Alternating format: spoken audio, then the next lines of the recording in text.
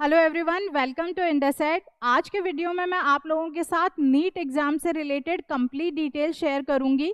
अगर आप class 11th 12th या फिर ड्रॉपर बैच के स्टूडेंट्स हैं और आपके मन में नीट एग्जाम से रिलेटेड जो भी क्वेरीज है, आई होप ये वीडियो देखने के बाद वो सारी क्वेरीज रिजॉल्व हो जाएगी। हम नीट एग्जाम की ईच एंड एवरी डिटेल्स को डिस्कस करने के बाद में I will talk about the strategies जो आप लोगों को यूज करनी है नीट का एग्जाम लिखते टाइम, ताकि आप नीट में बहुत अच्छा स्कोर कर पाए। इसी के साथ आईपी इंस्टीट्यूट पे किस तरह की टीचिंग मेथोडोलॉजीज यूज हो रही है ताकि नीट का जो स्कोर है वो 700 से ज्यादा आए। आईपी इंस्टीट्यूट पे जो बैचेस हैं 11th प्लस नीट के, they are starting from the 20th of March. इसी के साथ 12th प्लस नीट के बैचेस भी 20th ऑफ मार्च से स्टार्ट हो रहे हैं। Dropper batches are also available at the IP institute. तो आइए सबसे पहले हम बात करते हैं कि आखिर नीट है क्या।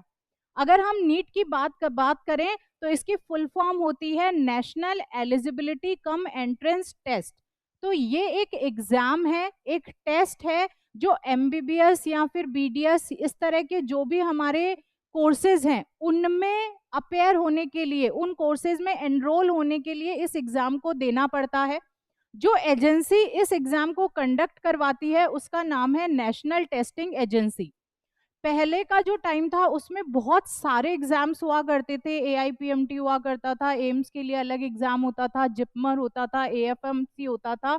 लेकिन उन सारे एग्जाम्स को कंबाइन करके अब जो एनटीए है उसने एक ही एग्जाम रख दिया है, दैट इज नीट एग्जाम। और नीट हमारा सिंगल एंट्रेंस टेस्ट है जो वेरियस अंडर ग्रेजुएट मेडिकल और डेंटल कोर्सेज हैं ऑल ओवर द इंडिया, उनमें एडमिशन के लिए नीट का एग्जाम देना पड़ता है। आगे हम बात करते हैं कि आखिर जो ये एग्जाम है इसकी डेट्स किस तरह से रहती है, मतलब कब इसके फॉर्म्स निकलते हैं, कब एग्जाम होता है, कब रजिस्ट्रेशंस चलते हैं। तो बात ऐसी है कि ईयर का जो दिसंबर वाला मंथ है, ऑलमोस्ट दिसंबर के मंथ में नोटिफिकेशन आ जाता है नीट एग्जाम का। देन रजिस्ट्रेशंस का जो प्रोसेस है वो मोस्ट ऑफ द टाइम जो मार्च का महीना होता है उसमें रजिस्ट्रेशन प्रोसेस रहते हैं। जैसे कि अगर हम 2024 का जो नीट एग्जाम है उसकी बात करें तो 1 मार्च से रजिस्ट्रेशंस ओपन हो गए और 16 मार्च तक रजिस्ट्रेशंस चल रहे हैं। जो एग्जाम की डेट है दैट इज ऑन द 5 मई।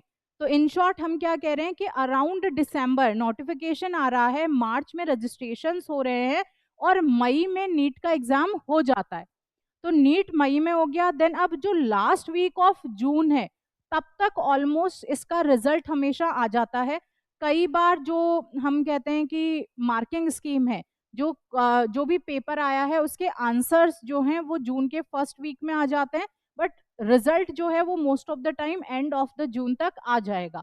तो इन शॉर्ट दिसंबर एक हमारा इंपॉर्टेंट मंथ हो गया जब नोटिफिकेशन आ रहा है, मार्च हमारा रजिस्ट्रेशन प्रोसेस के लिए इंपॉर्टेंट हो गया, देन मई में एग्जाम होना है, जून में रिजल्ट आना है। रिजल्ट आने के बाद में स्क्रीनिंग प्रोसेस चलता है और वो अलग अलग कॉलेजेस में जाके फिर वो जो भी एडमिशन का प्रोसेस है वो होगा। एलिजिबिलिटी क्राइटेरिया की अगर हम लोग बात करें नीट एग्जाम के लिए तो सबसे पहले तो हम कहते हैं कि जो एज लिमिट है, एज लिमिट हमारी यहाँ पे 17 ईयर्स है। तो 17 ईयर्स मतलब जो 31 है उस टाइम पे, जो मतलब फॉर एग्जांपल अगर कोई 2024 में एग्जाम दे रहा है तो जो 31 दिसंबर 2024 है तब तक हम बात कर रहे हैं यहाँ पे कि हमारा जो एज है दैट शुड बी 17 ईयर्स। इसके बाद में एजुकेशनल क्वालिफिकेशन, तो 10+2 मतलब 12th पास जो बच्चे होते हैं वो नीट का एग्जाम देते हैं। कई बार जो बीएससी कर रहे होते हैं बच्चे वो भी नीट का एग्जाम देते हैं। तो इन शॉर्ट 10+2 होना चाहिए, मतलब 12th पास। और 12th में भी कौन से सब्जेक्ट होने चाहिए, physics, chemistry, biology.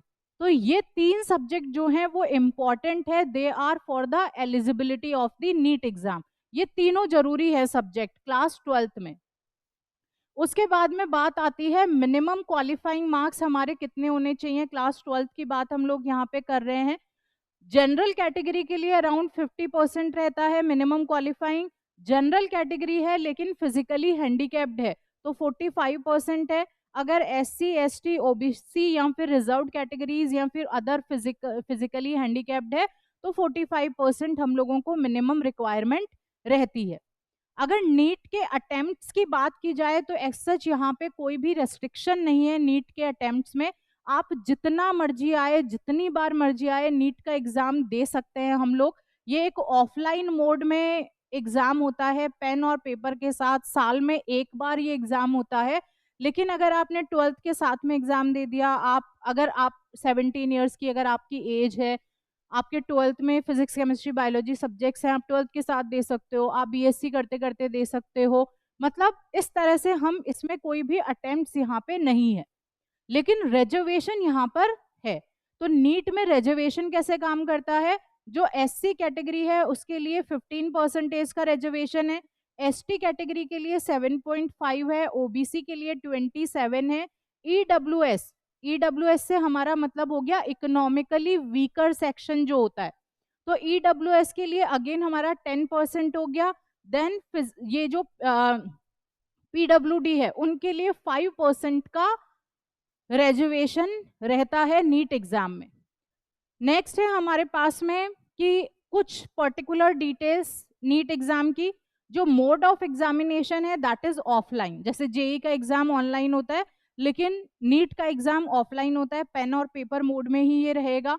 Duration of exam हमारा कितना है? 3 घंटे हम मेनली इसको मान के चलते हैं। 3 घंटे किस तरह से? 180 मिनट्स। हम लोग कई बार कहते हैं ना 180 सवाल है, 180 मिनट में करने हैं, मतलब हर 1 मिनट के लिए एक क्वेश्चन है। तो जो नीट का एग्जाम है उसमें आपको बहुत ही फास्टर तरीके से सोचना होता है, आपको क्विकली डिसाइड करना होता है। एक बहुत ही फेमस फिजिक्स की टीचर है, उन्होंने कहा था नीट और जेई में काफी ज्यादा डिफरेंस होता है। नीट के लिए जो बच्चा प्रिपेयर कर रहा है वो आगे जाके डॉक्टर बनेगा, तो जब वो डॉक्टर बनेगा उसके सामने पेशेंट है, उसके पास में इमरजेंसीज है और उसको क्विकली वहां पे एक्शन लेना है, क्विकली डिसीजन मेकिंग करनी है। तो मतलब उसका ब्रेन भी उसी तरीके से चलना चाहिए, उसको जल्दी जल्दी क्वेश्चन सॉल्व होने चाहिए, एकदम एग्जैक्ट आंसर्स उसके बहुत ही क्विकली आने चाहिए। लेकिन वहीं अगर हम जेई की बात करते हैं तो उन लोगों के पास में ऐसी कोई क्रिटिकल सिचुएशंस नहीं है कि कोई इमरजेंसी वार्ड में है, कोई आईसीयू में भर्ती है और उसकी सर्जरी करनी है, एक्सीडेंट हो गया है और तुम्हें क्विकली डिसाइड करना है, तुम्हें क्विकली सब कुछ करना है। अगर उनको कोई कंस्ट्रक्शन करना है तो they can take their time और अपना टाइम लेके आराम से वो क्या कर सकते हैं? डिसीजन मेकिंग कर सकते हैं। लेकिन नीट का एग्जाम बहुत ही अलग पैटर्न पे चल रहा है, क्योंकि नीट के बच्चे का दिमाग अलग तरीके से चलना चाहिए, उसको आगे जाके डॉक्टर बनना है और डॉक्टर्स की डिसीजन मेकिंग बहुत ही क्विक होनी चाहिए। तो यहाँ पे 180 क्वेश्चंस है और 180 क्वेश्चंस मतलब आपको हर 1 मिनट में एक क्वेश्चन को सॉल्व करना है, तो बहुत ही कम टाइम होता है। हमें टाइम मैनेजमेंट का बहुत ध्यान रखना चाहिए जब भी हम लोग नीट का एग्जाम दे रहे हैं। बात आती है कि एग्जाम के टाइमिंग्स क्या रहते हैं। Most of the time this is 2 PM to 5:20 PM रहेगा।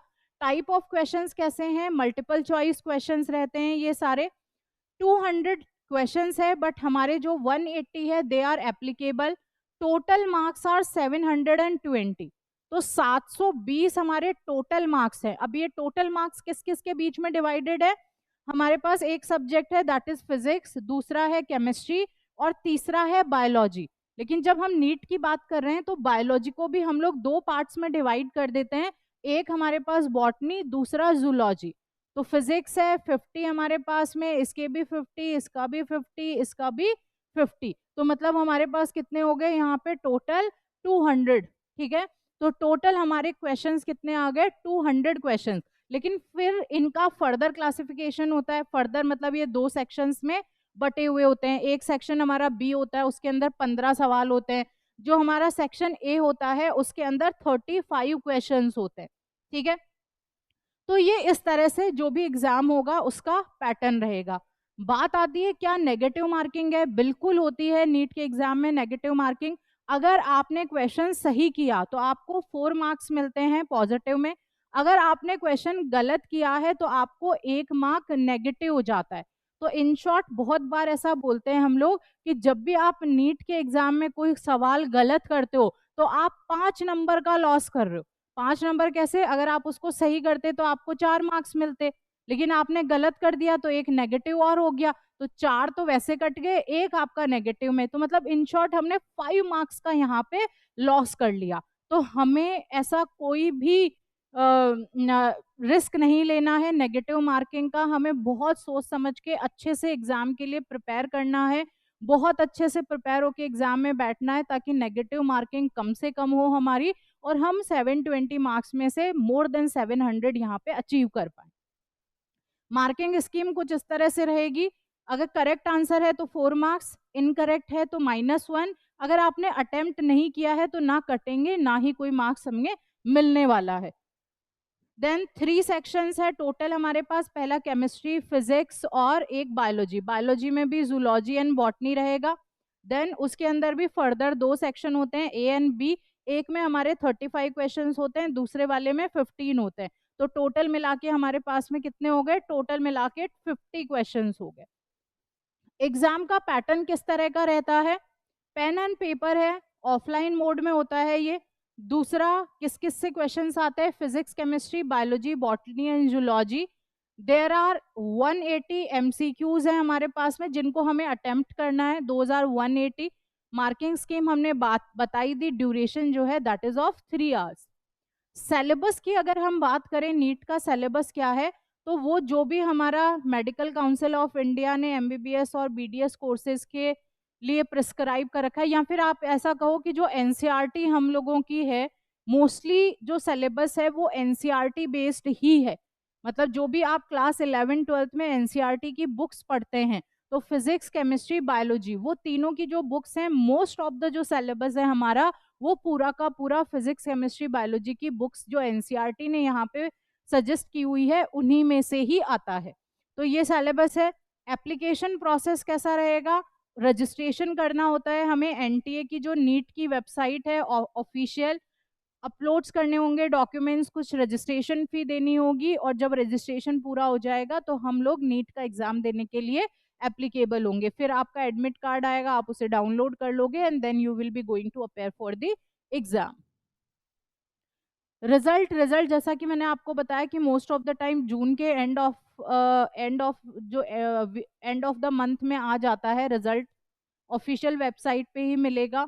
देन जो भी आपके मार्क्स आए हैं उसके अकॉर्डिंग आपको डिफरेंट डिफरेंट कॉलेजेस में जाना होता है, वहाँ पे काउंसलिंग प्रोसेस होती है, और उसमें फिर आपको कॉलेजेस अलॉट होते हैं।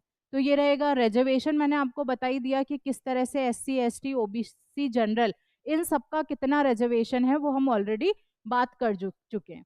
जो वैलिडिटी है नीट के स्कोर की, वो मोस्ट ऑफ द टाइम जो सेशन होता है उसी के लिए है। जैसे 2024 से लेके 2025, वो एक पूरा हमारा एक साल है, तो उसी साल के लिए इसकी वैलिडिटी होती है।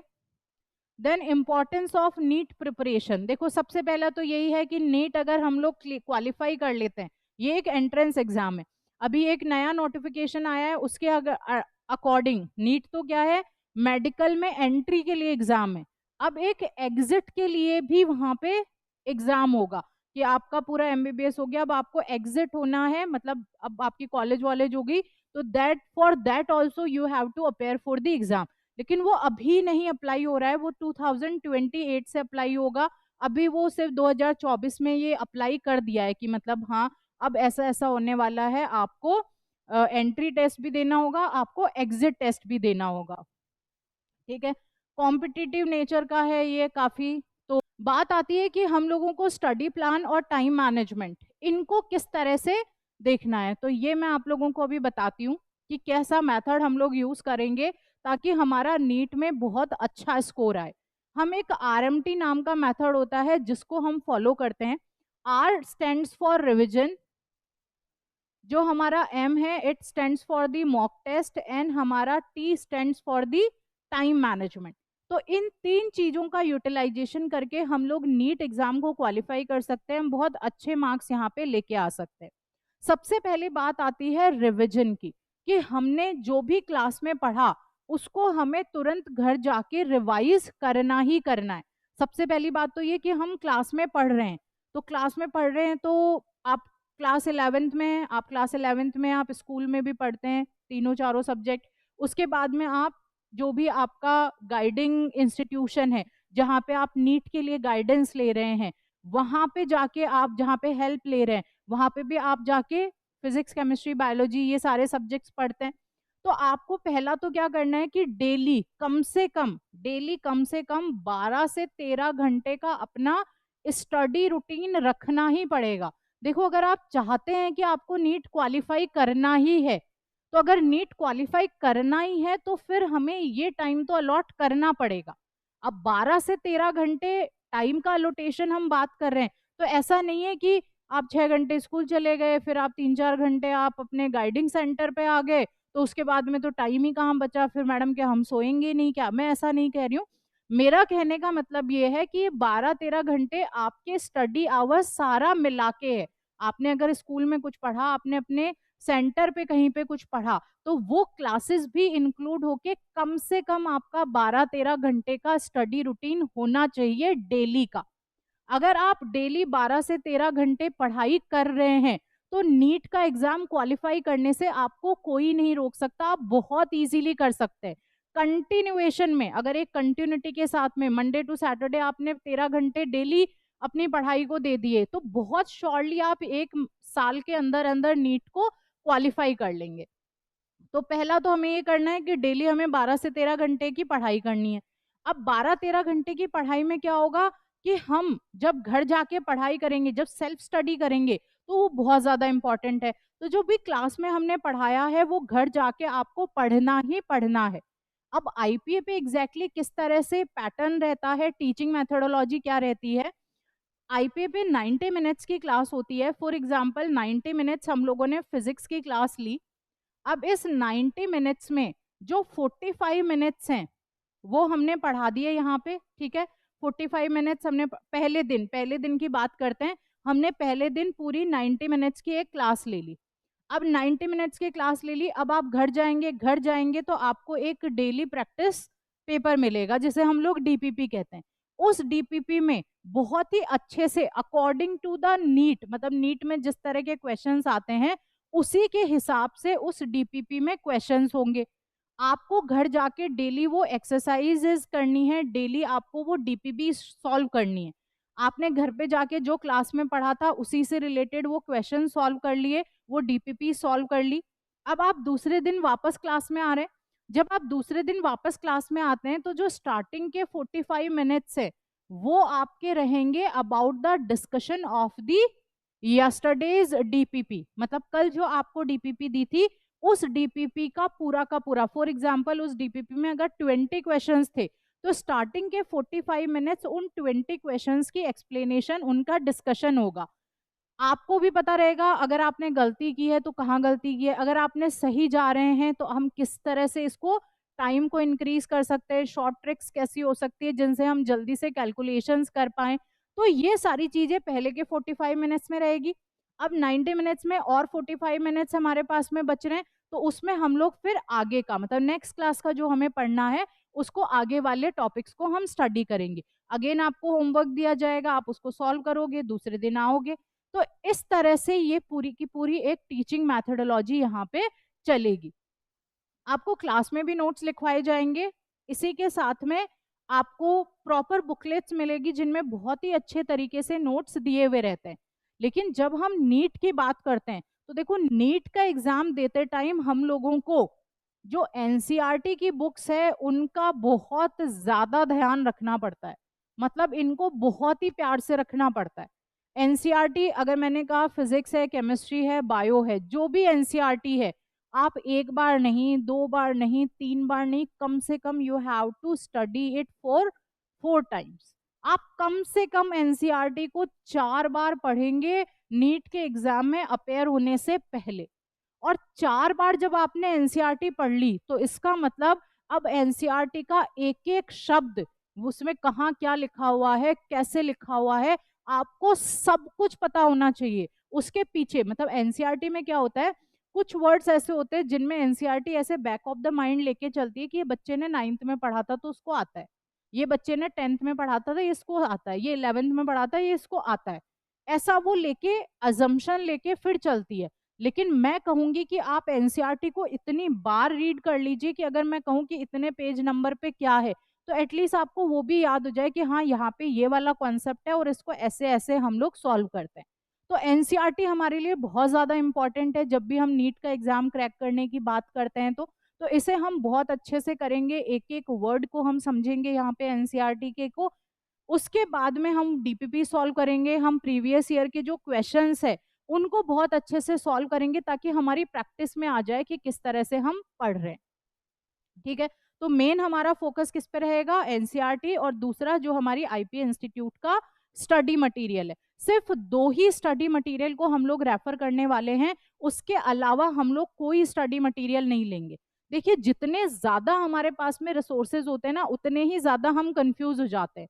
तो मेरी हमेशा ये बच्चों को एडवाइस रहती है कि आप सिर्फ और सिर्फ इन 2 पे ही फोकस करो। एक हमारी एनसीईआरटी, आपने एक बार कर ली, दोबारा कर लो, तीसरी बार कर लो, चौथी बार कर लो, मतलब इसको बिल्कुल पक्की कर लो। आईपीए का स्टडी मटेरियल है, एक बार पढ़ लो, दूसरी बार पढ़ लो, तीसरी बार पढ़ लो। आईपीए के स्टडी मटेरियल में प्रीवियस ईयर के भी सारे क्वेश्चंस है, तो वहां पे आपकी प्रीवियस ईयर के क्वेश्चंस की पूरी प्रैक्टिस हो रही है। जो डीपीपीज है उनमें प्रीवियस ईयर के क्वेश्चंस है, जो एक्सरसाइज है वो कंप्लीटली नीट के जो हमारे क्वेश्चंस आते हैं उसी तरीके के क्वेश्चन बने हुए हैं।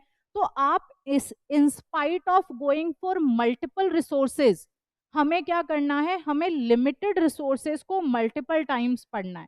वे कॉन्सेप्ट तो हमारे सेम है, बस हम बार बार पढ़ेंगे तो वो हमारी परमानेंट मेमोरी में स्टोर होते जाएंगे। हम ऐसा नहीं करेंगे कि आज इससे पढ़ रहे हैं, कल इससे पढ़ रहे हैं, परसों इससे पढ़ रहे हैं, तो मतलब ऐसे बहुत कंफ्यूजन हो जाता है। एंड ऑफ द जब ईयर आता है तब तक बहुत हौच पौच हो जाती है। ये 2 हम रिसोर्सेज मेनली यहाँ पे फॉलो करने वाले हैं, एनसीईआरटी, दूसरा आईपीए का स्टडी मटेरियल। इसके अलावा आपको अपने रिवीजन के लिए, ठीक है, हम यहाँ पे किसकी बात कर रहे हैं, हम यहाँ पे रिवीजन की बात कर रहे हैं, तो आपको अपनी सहूलियत से हैंड रिटन नोट्स बनाने, मतलब क्लास में टीचर भी लिख पढ़ाता है तो वो लिख लिख के ही पढ़ाता है, लेकिन फिर भी आप अपने मन से जैसा आप खुद कंफर्टेबल है उस हिसाब से यहाँ पे हैंड रिटन शॉर्ट नोट्स बनाएंगे। अब बात आती है कि भैया इनको बनाने की कहाँ जरूरत पड़ रही है, why we are making the hand written short note. इनको इसलिए बना रहे हैं क्योंकि देखो जब आप नीट का एग्जाम देने जाओगे उससे पहले मैंने कहा फॉर एग्जाम्पल आपके पास में 20 दिन है। अब 20 दिन में आपको 11th 12th ये दोनों क्लासेस हैं, इनकी फिजिक्स केमिस्ट्री बायोलॉजी सारी बुक्स हैं। तो इतनी सारी बुक्स को, इतने सारे स्टडी मटेरियल को क्या आप उन 20 दिन में कवर कर सकते हैं? बिल्कुल नहीं कर सकते। तो अगर हमारे पास में हमारे खुद के हाथों से लिखे हुए, खुद के कन्वीनियंस से लिखे हुए हैंड रिटन शॉर्ट नोट्स होंगे, तो वो जो एंड के हमारे 20 दिन है ना, उसमें हमें वो पूरा का पूरा सिलेबस रिवाइज करवा देंगे। तो उस रिवीजन के लिए हम लोगों को यहाँ पे ये हैंड रिटन नोट्स की जरूरत है। बात आती है पेन और पेपर। अब भाई याद तो करना है हमें, जब भी हम पढ़ाई कर रहे हैं तो हमें लर्न करना तो होता ही होता है। अब जब लर्न करते हैं तो बायो में तो क्या होता है, बायो में हम पढ़ते हैं, कुछ चीजें होती है, आपने उसको पढ़ा, पढ़ने के बाद आपने अपने दिमाग में उसको वापस बोला। कई बार ऐसा होता है दिमाग में नहीं बोल के हम जोर जोर से भी बोल लेते हैं, तो the function of stomata is transpiration and the exchange of gases. तो हमें क्या करना है, रीड भी करना है, साथ में हमें बोल बोल के भी याद करना है। लेकिन केमिस्ट्री हो गई या फिजिक्स हो गई तो उसमें मेरी सजेशन ये रहेगी कि आप लिख लिख के याद करो। आपने फिजिक्स का कोई न्यूमेरिकल देखा, आप ऐसे मतलब उसको ऐसे पढ़ते मत रहो कि हमने ऐसे बुक ले ली बस पढ़ाई कर रहे हैं कर रहे हैं कर रहे हैं, नहीं, ये मेथड बहुत ही बेकार मेथड है। आपको जब भी फिजिक्स करनी है, जब भी केमिस्ट्री करनी है, you should have pen and paper with you. आप पेन एंड पेपर लेके बैठो, आप क्वेश्चन को देखो, आप क्वेश्चन को अच्छे से सॉल्व करो। तो सबसे बेस्ट तरीका है, अगर आपके सारे कॉन्सेप्ट्स आप क्लियर करना चाहते हो, आप किसी भी न्यूमेरिकल में कोई डाउट नहीं चाहते हो, तो you should use the pen paper while learning. आप घर गए, घर जाके आप याद कर रहे हैं, लिख लिख के याद करो, क्या दिक्कत है, लिख के याद करने से और ज्यादा फोकस बढ़ेगा और कंसंट्रेशन बढ़ेगी और हमें चीजें भी बहुत अच्छे से याद होगी। तो हम पेन पेपर स्ट्रैटेजी का यहाँ पे यूज करेंगे टू लर्न द थिंग्स।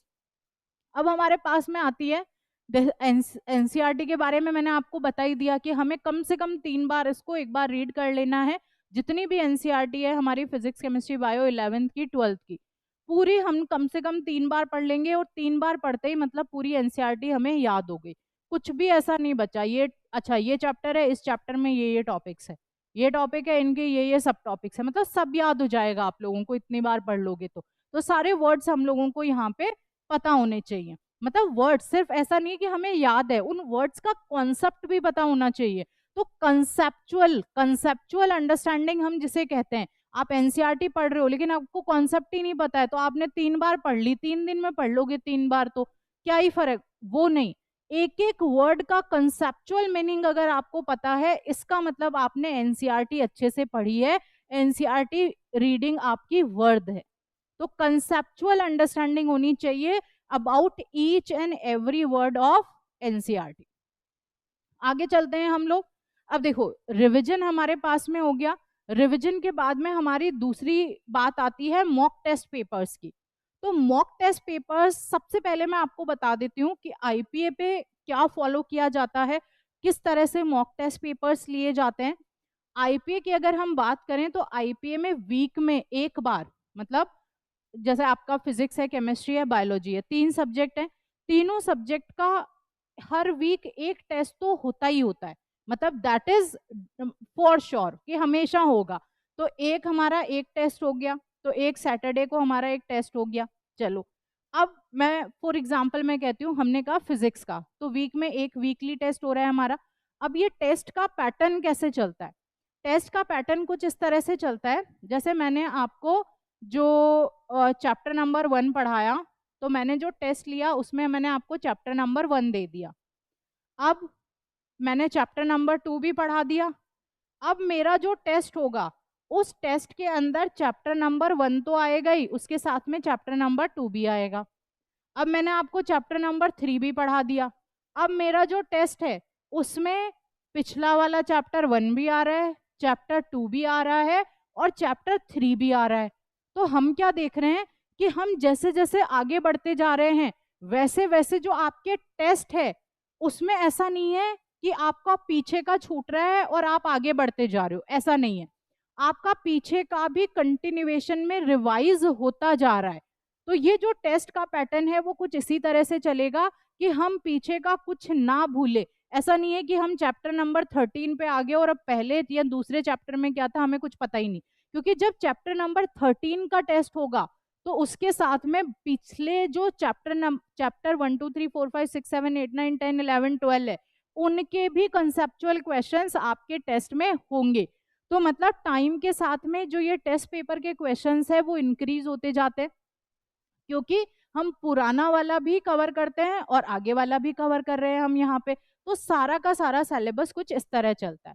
अब बात आती है इसमें टेस्ट में भी डिफरेंट डिफरेंट पैटर्न्स होते हैं। अगर आप 11th के साथ में नीट की प्रिपरेशन कर रहे हो, आप 12th के साथ में नीट की प्रिपरेशन कर रहे हो, तो ऐसा नहीं है कि सिर्फ एमसीक्यू बेस्ड क्वेश्चंस रहेंगे, क्योंकि आपको क्लास 12th का बोर्ड भी देना है। क्लास 12th बोर्ड में भी आपके अच्छे मार्क्स आने चाहिए, तो सब्जेक्टिव टाइप टेस्ट भी होते हैं। तो ऐसे पैटर्न चलता है, पैटर्न पूरा चलता है कि सब्जेक्टिव टाइप प्लस बोर्ड हो गया, फिर एक बार नीट के हिसाब से हो गया, एक हमारा पार्ट टेस्ट हो गया, फिर हमारे पास में पूरा का पूरा कंप्लीट सिलेबस का हो गया। तो this is how the test will go on.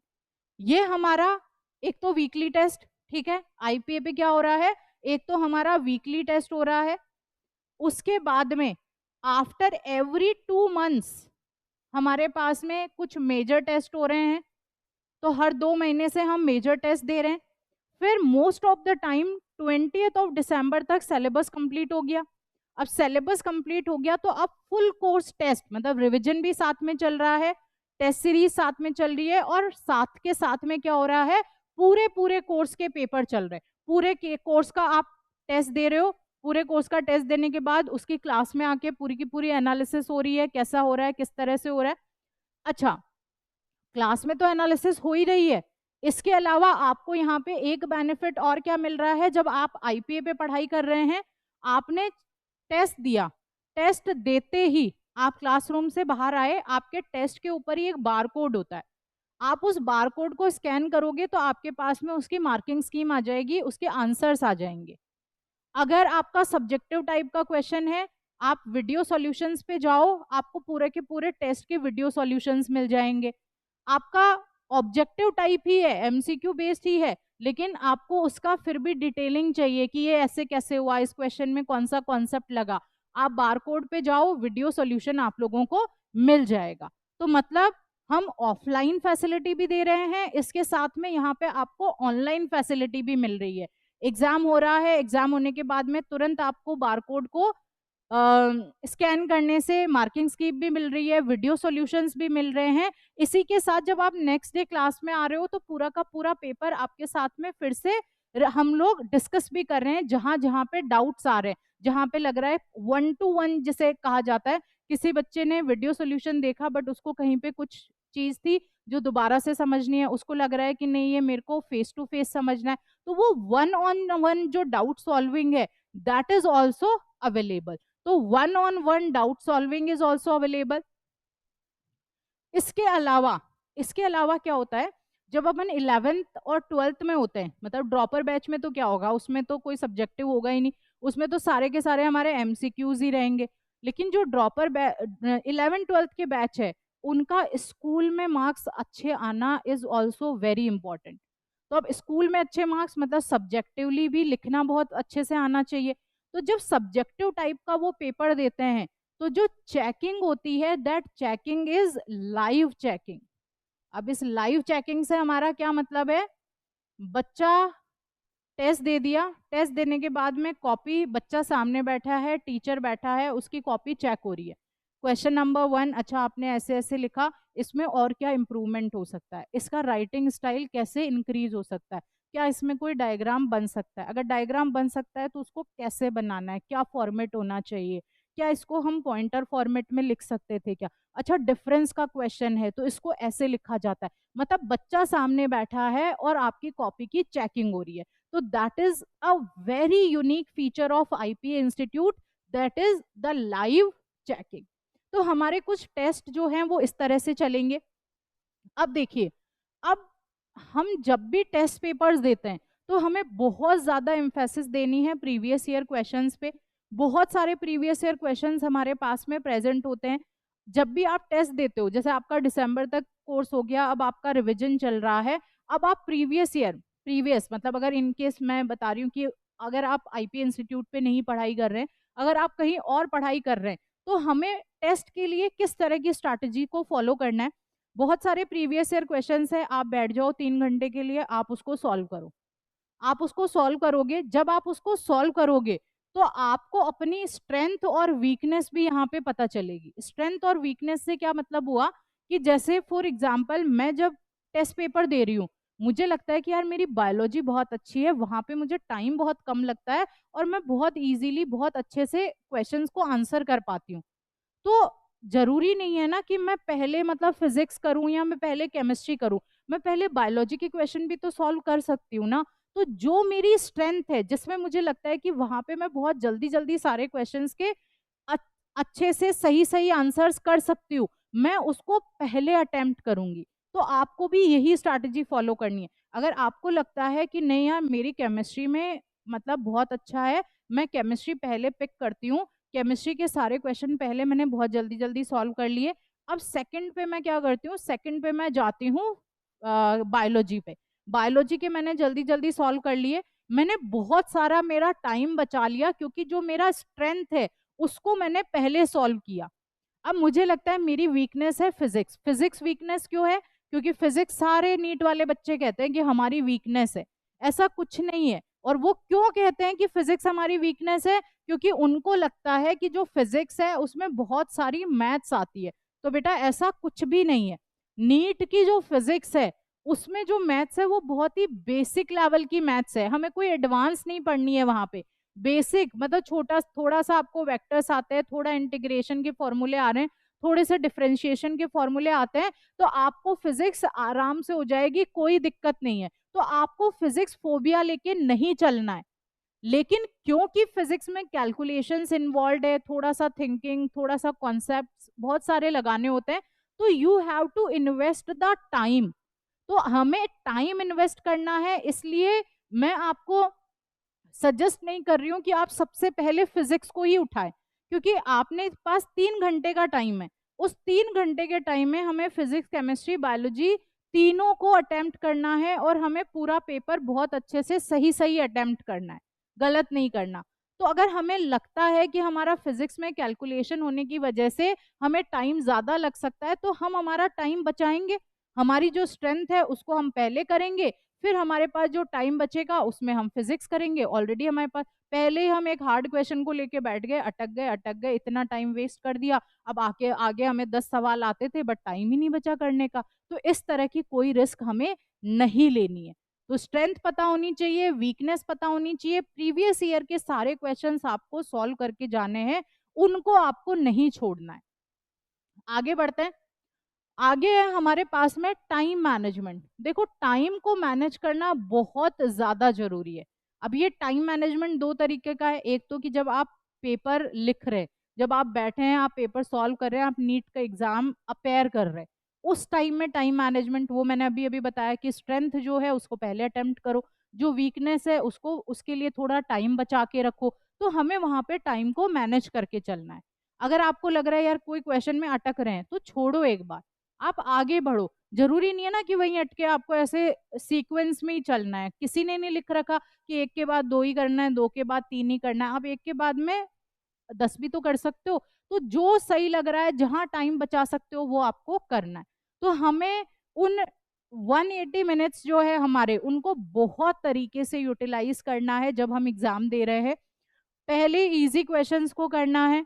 इसके अलावा आपको अपना स्कोरिंग जो पैटर्न है उसको आइडेंटिफाई कर लेना है। देखो, नीट का फाइनल एग्जाम देने से पहले बहुत सारे मॉक टेस्ट दो।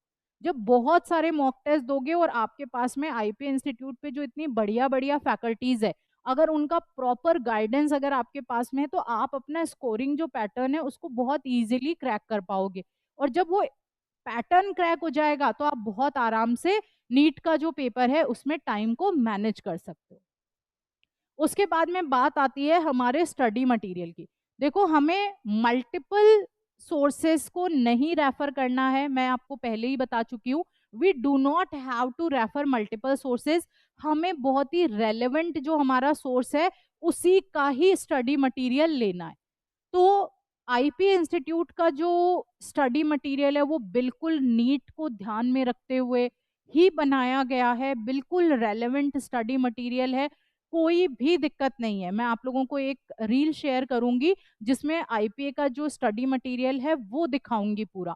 इतना बढ़िया स्टडी मटेरियल है कि आपको एनसीईआरटी और आईपीए के स्टडी मटेरियल के अलावा कुछ भी, मतलब कुछ भी और रेफर करने की जरूरत नहीं है। अब हो सकता है ऑनलाइन वाले स्टूडेंट्स को ऐसा लगे कि मैम ऑफलाइन वाले बच्चों को तो आप स्टडी मटेरियल दोगे, लेकिन हमारे लिए क्या। देखो बच्चों, जो ऑनलाइन के स्टूडेंट्स हैं उनको भी जो स्टडी मटेरियल है वो मैं पोस्ट करूंगी। जितने भी बच्चे होंगे उन सबको आपके पास में hard copies of the study material आएगी, तो वो स्टडी मटेरियल आपको भी मिलेगा। तो we have the best relevant study material for the NEET. Then revise multiple time the same study material. जैसे मैंने कहा एनसीईआरटी एक बार पढ़ ली तो आप उसको छोड़ मत दो, एक बार पढ़ लो, दोबारा पढ़ लो, तीसरी बार पढ़ लो, भैया सारे कॉन्सेप्ट बिल्कुल सही कर लो। मल्टीपल टाइम्स आईपीए का मटेरियल एक बार पढ़ लिया, दूसरी बार कर लो, तीसरी बार कर लो, कुछ बचेगा ही नहीं, सब कुछ कवर हो जाएगा। तो you do not have to go here and there. आपको सिर्फ वो दो पे स्टिक रहना है और उन दो को ही मल्टीपल टाइम्स करना है। आप मोर देन 700 आराम से स्कोर कर पाओगे। आगे बात करते हैं राइट एंड लर्न। बहुत अच्छा मेथड है लिख लिख के याद करना।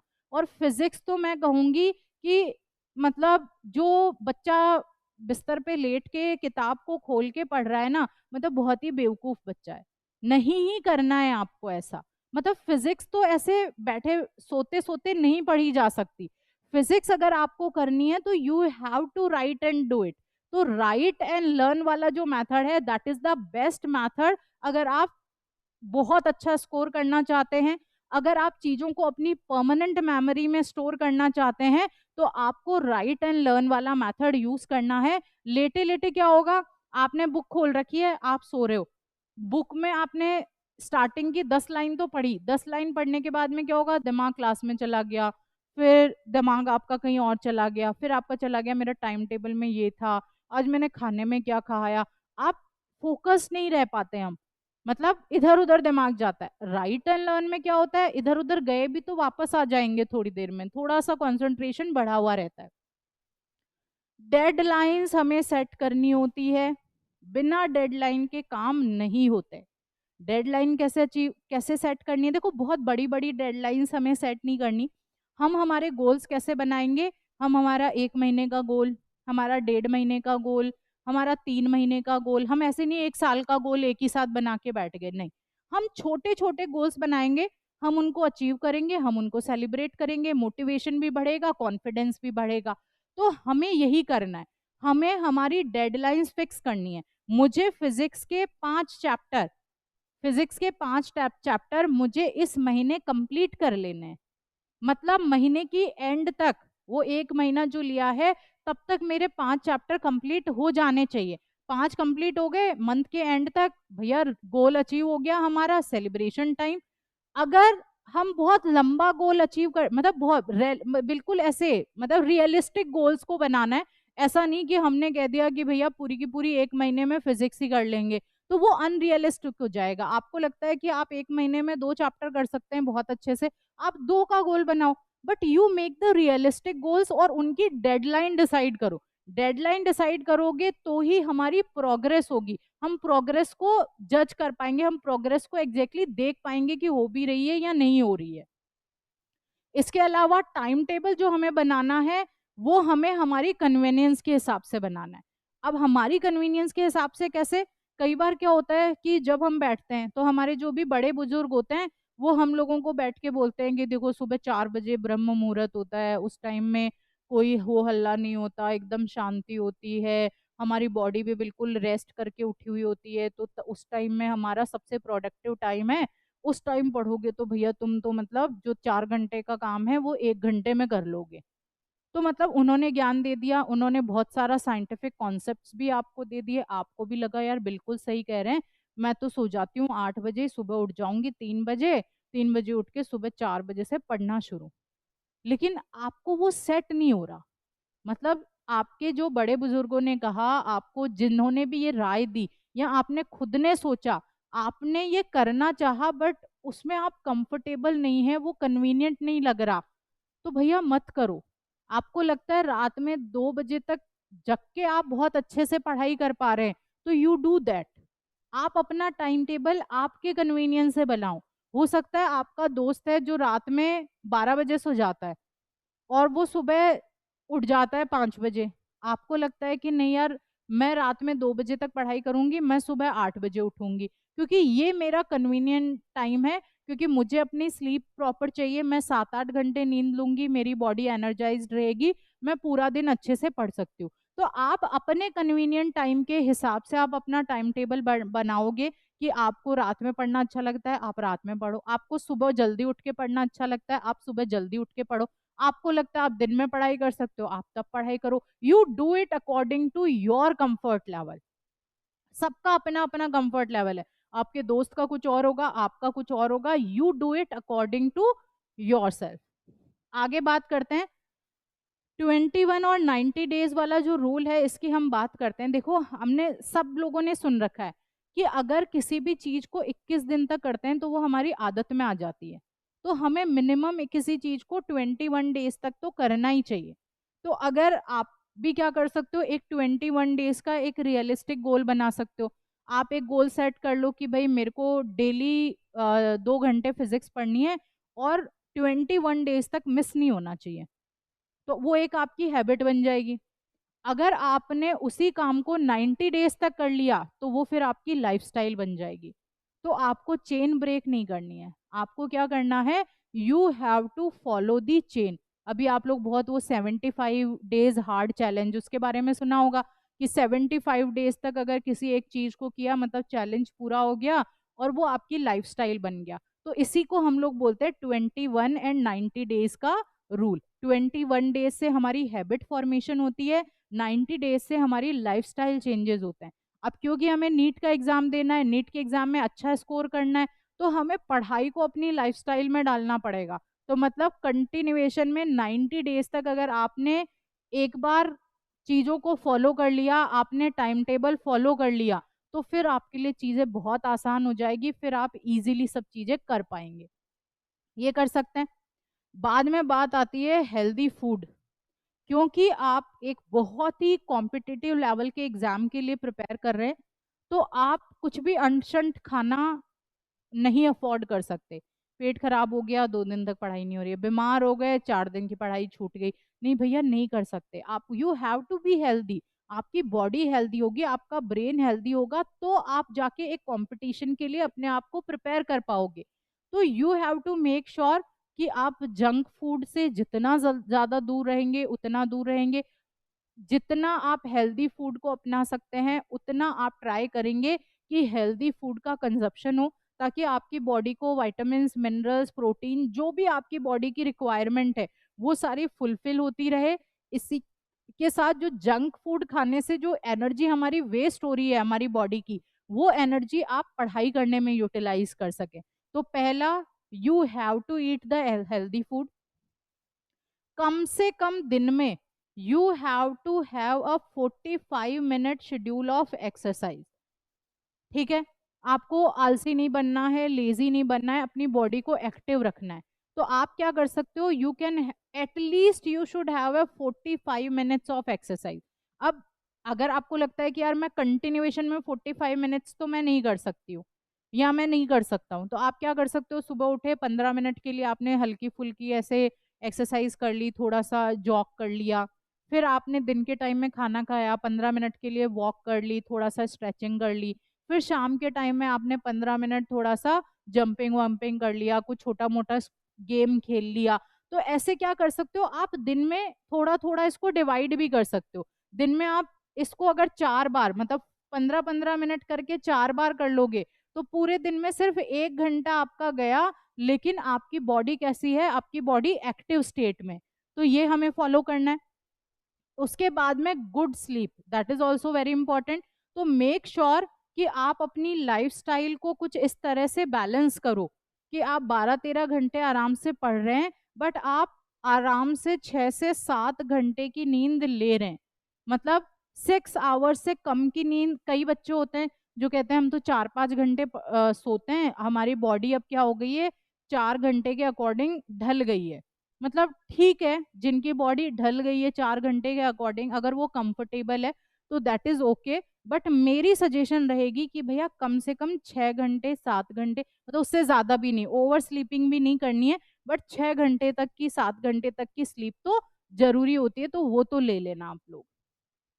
देन फिजिक्स से डरना नहीं है, मैथ्स नहीं है तो भी डरना नहीं है। फिजिक्स बहुत ही इजी, बहुत ही कंसेप्चुअल सब्जेक्ट है। अगर आपको कॉन्सेप्ट्स क्लियर हैं तो इसका मतलब आप बहुत आराम से फिजिक्स कर पाएंगे। और जो नीट की फिजिक्स है वो बहुत टफ नहीं होती है, वो बहुत इजी होती है। तो इतनी इजी जो फिजिक्स है उसको तो आप बहुत आराम से कर पाएंगे, कॉन्सेप्ट पता है बहुत आराम से। न्यूमेरिकल्स में क्या करना है, न्यूमेरिकल पढ़ो, उसको पूरा विजुअलाइज करो, पिक्चराइजेशन करो कि अच्छा ऐसा ऐसा हो रहा है, डायग्राम बनाओ। 50% काम तो आपने विजुअलाइजेशन कर लिया, डायग्राम बना लिया, गिवन चीजों को लिख लिया, एसआई सिस्टम ऑफ यूनिट्स में कन्वर्ट कर लिया, फॉर्मूलाज रिलेट कर लिए, बस हो गया ना आपका काम। बस यही है फिजिक्स में, न्यूमेरिकल्स ऐसे ही सॉल्व होते हैं। बस आपको कॉन्सेप्ट्स, थ्योरिटिकल कॉन्सेप्ट्स आने चाहिए। उसके बाद न्यूमेरिकल्स का तो एक पैटर्न है, आप क्वेश्चन रीड करो, दिमाग में इमेजिनेशन करो, पिक्चराइजेशन करो, उसको आप अपनी कॉपी में ड्रॉ कर दो, जो गिवन है वो सब लिखो, एसआई सिस्टम ऑफ यूनिट्स लिखो, गिवन को देखो कि ये आपस में कैसे रिलेट होते हैं, कौन सा फॉर्मूला बन रहा है, जो वैल्यूज दिए उनको आपस में अप्लाई कर दो, बस दैट्स इट। बहुत इजी है, तो डरना नहीं है। ठीक है, उसके बाद में बात आती है डिफिकल्ट कॉन्सेप्ट्स। आईपीए पे क्या मेथोडोलॉजी फॉलो की जा रही है। आईपीए पे क्या होता है, अगर कोई बच्चा आता है, फॉर एग्जांपल कोई क्लास 10th का बच्चा है, क्लास 10th का बच्चा आया और उसने कहा कि मुझे जो आई के डिफेक्ट्स है उनके करेक्शंस जो होते हैं वो ना मुझे बड़े डिफिकल्ट लग रहे हैं, मुझसे नहीं हो पा रहे। तो हम क्या एक स्ट्रैटेजी यूज करते हैं, हम कहते हैं कि ठीक है बेटा तुम ऐसा करो, मैं इसको एक बार पढ़ा देती हूँ, मैं तुम्हें एक बार समझा देती हूँ, तुम अच्छे से इसको समझ लो। अब तुम्हें क्या करना है, कल क्लास में इस वाले टॉपिक को 15 मिनट का टाइम है, तुम्हें बच्चों को समझाना है। तो जब कोई भी डिफिकल्ट टॉपिक जो आपको लग रहा है आपने एक बार रीड कर लिया, टीचर ने एक बार क्लास में पढ़ा दिया, टीचर ने आपको डाउट सॉल्विंग में भी ले लिया, उसके बाद में भी यू आर फीलिंग कि ये बहुत डिफिकल्ट लग रहा है, नहीं हो पा रहा, तो फिर आप क्या करो, उसको ऐसे पढ़ो कि कल मुझे क्लास में समझाना है। जब हम पढ़ाने के लिए पढ़ते हैं तो वो तरीका कंप्लीटली डिफरेंट होता है, फिर मुझे नहीं लगता कि आपके कोई डाउट्स रहेंगे। उसके बाद में आपका पूरा कॉन्सेप्ट क्लियर हो जाता है। फिर भी अगर कहीं पे थोड़ा ऊपर नीचे रहता है तो then teacher is there to help you out. 11th class को बेटा वेस्ट नहीं करना है। बहुत बार क्या होता है, बच्चे 11th में कह रहे अभी तो 10th के बोर्ड्स दिए हैं, अब हम 11th में आए हैं, थोड़ा तो आराम करेंगे, हम तो अभी रील्स देखेंगे, शॉर्ट्स देखेंगे, यूट्यूब चलाएंगे, इंस्टाग्राम, स्नैपचैट, तो उस चक्कर में क्या वो 11th खराब कर देता है। 12th का तो बोर्ड होता है, तो तलवार लटकी हुई रहती है, पढ़ना ही पड़ता है, तो कोई ऑप्शन नहीं है। लेकिन 11th बहुत बच्चे वेस्ट करते हैं। मेरी आप लोगों को एडवाइस रहेगी कि मत वेस्ट करो। 11th के बहुत सारे कॉन्सेप्ट्स होते हैं जो बहुत इंपॉर्टेंट है from the examination point of view. आप 11th बिल्कुल भी वेस्ट मत कीजिए, मतलब इतना बिल्कुल माथे पे से भार लेके मत चलो, लेकिन you do not have to waste the class 11th। आप उसको सीरियसली लो। अगर आपने 11 सीरियसली ले लिया, 12th तो लेना ही लेना है, उसमें तो कोई ऑप्शन नहीं है। आप 12th के साथ साथ नीट को आराम से क्वालिफाई कर जाओगे, आपको ड्रॉप लेने की जरूरत ही नहीं पड़ेगी। लेकिन ड्रॉप लेने की जरूरत कब पड़ती है, जब हम क्लास 11 खराब कर देते हैं। क्लास 12 तो हमने पढ़ ही लिया है, लेकिन 11 खराब कर दी, तो अब हमें ड्रॉप लेना पड़ रहा है। अगर 11th भी हमने ध्यान दिया, हमने 12th भी ध्यान दिया, तो there is no need of drop. हम आराम से 12th के साथ नीट को क्वालिफाई कर सकते हैं।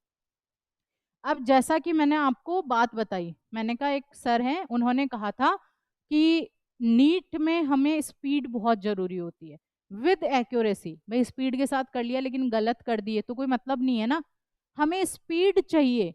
अगर हम एक्यूरेट भी कर रहे हैं लेकिन क्वालिफाइंग मार्क्स तक कर ही नहीं पा रहे हैं, स्पीड नहीं है, तो भी कोई मतलब नहीं है। We need speed with accuracy. तो हमें इस चीज को मेंटेन करना है। ये कब आएगी, ये प्रैक्टिस से आएगी, ये टेस्ट पेपर देने से आएगी, ये डेली घर जाके डीपीपी सॉल्व करने से आएगी। तो ये वाली चीज का भी हम लोग काफी ज्यादा ध्यान रखेंगे। देन अब बात आती है ड्रॉपर स्टूडेंट्स। ड्रॉपर स्टूडेंट्स के कुछ चैलेंजेस भी होते हैं, तो उनके पास में कुछ प्लस पॉइंट्स भी होते हैं। चैलेंजेस क्या रहेंगे ड्रॉपर जो भी बच्चे हैं उनके साथ में? देखो, एक तो आप ड्रॉप लेके बैठे हो, तो ऐसा रहता है कि बहुत सारे रिलेटिव्स का बहुत प्रेशर होता है, फोन कर करके पूछते रहते हैं, अच्छा बच्चा क्या कर रहा है, अच्छा ड्रॉप कर रखा है, अच्छा पढ़ाई कर रहा है। ये पेरेंट्स का भी प्रेशर है, आपके दोस्तों का भी प्रेशर है, किसी का 12th के साथ में ही नीट क्वालिफाई हो गया, किसी ने कुछ और ले लिया। तो कई बार क्या होता है, हम साइकोलॉजिकली इमोशनली बहुत ज़्यादा प्रेशर में आ जाते हैं। तो ये कुछ चैलेंजेस है जो हमें एज अ ड्रॉपर स्टूडेंट हम लोगों को फेस करने पड़ते हैं। लेकिन आपके पास प्लस पॉइंट्स भी है। भैया जो 11 12th का बच्चा है उसको स्कूल के बहुत झंझट होते हैं। स्कूल में आज ये करना है, आज स्कूल में ये प्रोग्राम है, आज ये प्रोग्राम है, आज ये डे है, आज ऐसा है, आज वैसा है, ये सब चलता रहता है। इसी के साथ फाइल बनानी है, आज ये यूनिट टेस्ट देना है, आज प्री बोर्ड देने हैं, मतलब बहुत सारी चीजें। उन सबसे बचे हुए हो तुम। तो प्लस पॉइंट भी है तो कुछ चैलेंजेस भी हैं ड्रॉपर स्टूडेंट्स के लिए। ठीक है, तो अब हम बात करते हैं हमारे पास में आईपी इंस्टीट्यूट के बैचेस की। आईपी इंस्टीट्यूट पे 11th प्लस जो नीट है उसका बैच हमारा 20 मार्च को स्टार्ट हो रहा है। 12th प्लस नीट का जो अ, अपने पास में बैच है वो भी अपना 20 मार्च से स्टार्ट हो रहा है। ड्रॉपर वाला जो बैच है वो 1 अप्रैल से अपन स्टार्ट कर रहे हैं। तो ये हमारे पास में डेट हो गई जब हम बैच को स्टार्ट करने जा रहे हैं। अगर मैं फैकल्टीज की बात करूं तो आईपी इंस्टीट्यूट पे सबसे बेस्ट फैकल्टीज हमारे पास अवेलेबल है। फिजिक्स मैं खुद आप लोगों को पढ़ाने वाली हूं, जब आप नीट देंगे तो फिजिक्स आपको मैं पढ़ाऊंगी। केमिस्ट्री जो है, केमिस्ट्री आप लोगों को महिमा मैम पढ़ाएंगे। महिमा मैम जो है उनकी खुद की बहुत ही जो हाई लेवल के कॉम्पिटिटिव एग्जाम्स है उनमें बहुत अच्छी अच्छी रैंक्स आ रखी है। CSIR UGC नेट क्वालिफाइड है, वो गेट क्वालिफाइड है, जेम IIT जेम क्वालिफाइड है। और ऐसा नहीं है कि सिर्फ क्वालिफाई किया है, बहुत अच्छी रैंक्स भी लेके आई है, रैंक 27 है, रैंक 97 है। तो ऐसे करके उनकी बहुत अच्छी अच्छी रैंक्स आई हैं बहुत अच्छे कॉम्पिटिटिव एग्जाम्स में। तो महिमा मैम आप लोगों को केमिस्ट्री पढ़ाएंगे। अब बात आ जाती, और महिमा मैम जो हैं वो बहुत मतलब कॉन्सेप्चुअली बहुत अच्छे से बच्चों को हैंडल कर लेती हैं, तो she will be the best teacher for you for the chemistry. बात आती है हमारे पास में बायोलॉजी की। देखो बायोलॉजी की जो फैकल्टी है that is doctor AS Sharma sir. 27 साल का एक्सपीरियंस। भैया देखो 27 साल, मतलब 27 साल सुनते ही ऐसा लगता है कि इनसे ज्यादा तो अब किसी को क्या ही आता होगा। इतनी बढ़िया फैकल्टी है, इतना एक्सपीरियंस फैकल्टी है। नेट JRF क्वालिफाई कर रखा है, SLET क्वालिफाई कर रखा है, PhD कर रखी है, 27 साल का एक्सपीरियंस है, और मतलब best, one of the best faculty है अपने पास में बायोलॉजी की, that is the doctor AS Sharma sir. ठीक है, ये हमारे पास में बायो। महिमा त्रिपाठी मैम है केमिस्ट्री के लिए, और फिजिक्स के लिए प्रियंका मैडम, जो कि मैं खुद हूँ। चलो फैकल्टीज की हमने बात कर ली। अब जब फैकल्टीज अच्छी है तो मतलब अपना बैच तो बहुत ऑब्वियस है अच्छा ही होना है, बच्चों के कॉन्सेप्ट्स भी बहुत अच्छे से क्लियर होने हैं। अब बात आती है कि आखिर क्लासेस किस तरह से रहेगी, क्या रहेगा। तो देखिए अपने पास में दो तरह के बैचेस हैं, एक मॉर्निंग बैच है, एक इवनिंग बैच है। जो मॉर्निंग बैच है उसमें 90 मिनट्स की क्लासेस रहेगी। देन जो इवनिंग वाला बैच है उसमें 1-1 घंटे की क्लास रहती है। फिजिक्स केमिस्ट्री बायोलॉजी तीनों सब्जेक्ट रोज पढ़ेंगे आप, बस इवनिंग में 1 घंटा पढ़ोगे आप। और जो मॉर्निंग वाला बैच है उसमें थोड़ा सा टाइम ज़्यादा रहता है। ये क्लासेस का शेड्यूल हो गया। अब ये जो क्लासेस हैं, ठीक है, ये क्लासेस हमारी मंडे से लेके चलेगी सैटरडे तक। ये क्लासेस भी हमारी मंडे से लेकर चलेगी सैटरडे तक। और वीकली एक टेस्ट होगा, तो कोई भी एक दिन टेस्ट रहेगा। वो अलग अलग दिन डिसाइडेड है कि जैसे बुधवार जो है वो फिजिक्स के लिए फिक्स है 11th क्लास के लिए, फिर थर्सडे जो है हमारा वो 12th के लिए, फिर हमारा ड्रॉपर बैच है तो उसके लिए फ्राइडे को फिजिक्स का टेस्ट हो रहा है। तो ऐसे करके सब लोगों के लिए अलग अलग ये अलॉटेड है। तो Monday to Saturday 6 days classes रहेगी, और एक दिन का off that is Sunday, Sunday को ऑफ है। इसके अलावा ये जो 6 डेज हैं इनमें 5 दिन तो प्रॉपर जो हमारी थ्योरेटिकल टीचिंग होती है वो रहेगी, और जो एक दिन है उसमें हमारी रहेगी प्रैक्टिकल टीचिंग। प्रैक्टिकल टीचिंग से क्या मतलब हुआ, प्रैक्टिकल टीचिंग देखो कई बार क्या होता है, कई चीजें हम पढ़ के इतना अच्छे से नहीं समझ पाते, जो हम उनको एक्सपेरिमेंटली लाइव जब हम देखते हैं एक्टिविटीज के थ्रू, तो हमारे दिमाग में कॉन्सेप्ट थोड़े से ज्यादा क्लियर होते हैं।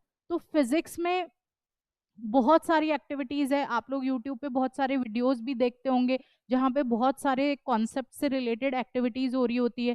तो अपने भी क्लासरूम में हर वीक एक दिन फिक्स है जिस दिन क्लास 11th की फिजिक्स की एक्टिविटीज रहेगी। भाई पूरे वीक जो भी पढ़ाया उससे रिलेटेड, मतलब जो भी पुराना हम लोगों ने पढ़ रखा है उससे रिलेटेड जो जो एक्टिविटीज है वो हम उस दिन कर लेंगे।